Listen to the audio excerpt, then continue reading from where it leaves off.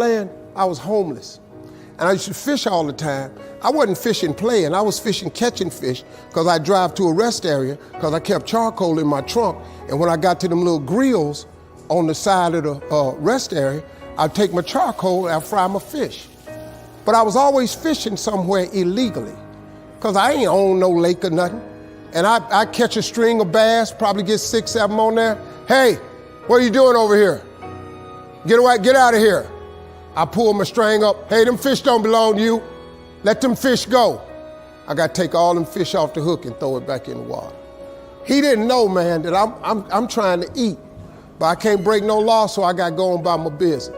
So first thing I said, I told God, I said, when I get me some money, I'm going to buy me a piece of land. Because I just want a piece of land where can't nobody run me off. I just want something I can stand on. This here piece belonged to me. So this how I did it. I was reading something one day and I said, man, how much land is on earth? So I looked it up. It's a little over 36 billion acres of land on earth. At the time, it was between 5 and 6 billion people on earth. It's a little over 8 billion now. So I did a little hood math. I said to myself, if it's 36 billion acres of land and it's 6 billion people, just to me, everybody ought to have 6 acres of land. It was a scripture my mom used to tell me about all the time. She said, you have not because you ask not.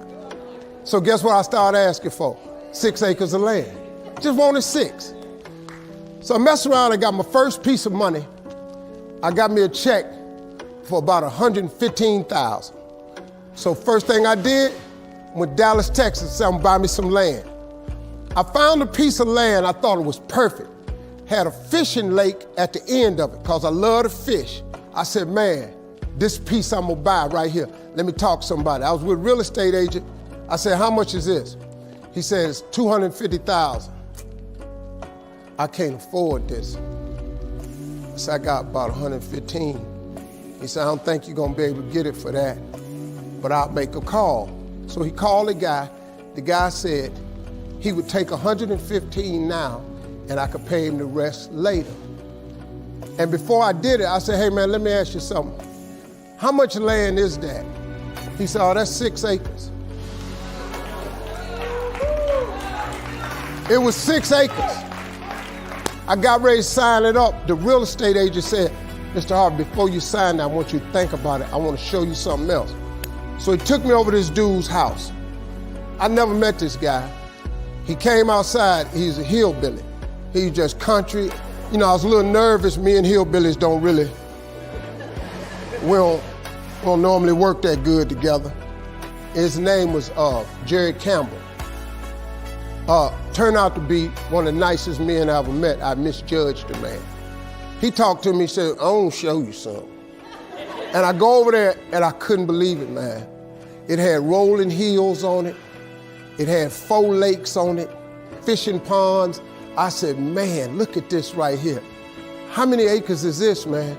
He said, 16 acres. I said, man, I can't afford nothing like that. He said, well, hold on, I'm in a tide right now. How much you got? I said, well, I was gonna do this other piece of land. I got 115 I'm gonna pay now.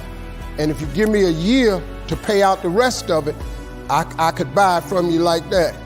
He said, tomorrow morning, if you bring me a $115,000 check, I'm gonna give you this land.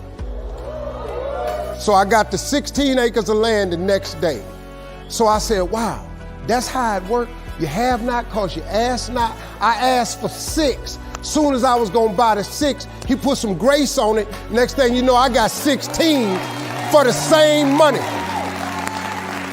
So I got to thinking. I got a couple partners in Cleveland that's locked up. They not getting out of prison. So I asked God, could I have a 6?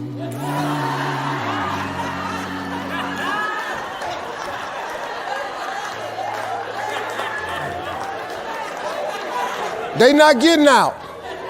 They got 6 coming. Hey, Lord, can I have they 6? So you know what he did? Some land opened up next to it. I bought 18 more acres. I bought it. So I went back up to Cleveland. I was hanging out one day. My boys was on the corner. I told them, I said, look, man, I can't hang out on corners no more. I'm trying to get my TV career started. Oh, you done changed, man. This what's happening. So now you done got this little money. You done forgot where you from. I said, okay, hey, Lord, can I have A6 too? So I see right now, yeah, I see what's happening right there. They ain't finna go nowhere. So I kept asking for everybody I thought wasn't gonna ask for they 6. I asked for they 6. I ended up owning almost 300 acres of land in Denton County, Texas. But I just kept on, man. Just kept on with it. I just kept the faith. I kept believing. I kept asking him. I kept wanting. God got great life for you, man. But you're gonna have to ask for it. And when you ask for it, you're gonna have to believe it. After you believe it, you got to put your work in.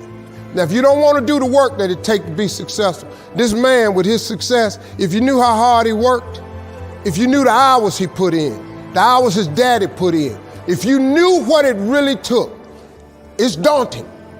It's days, man, where you go, whoa, what is this I'm trying to do? But you got to hang in there. See, getting what you want is up to you. How you get there, that's up to God.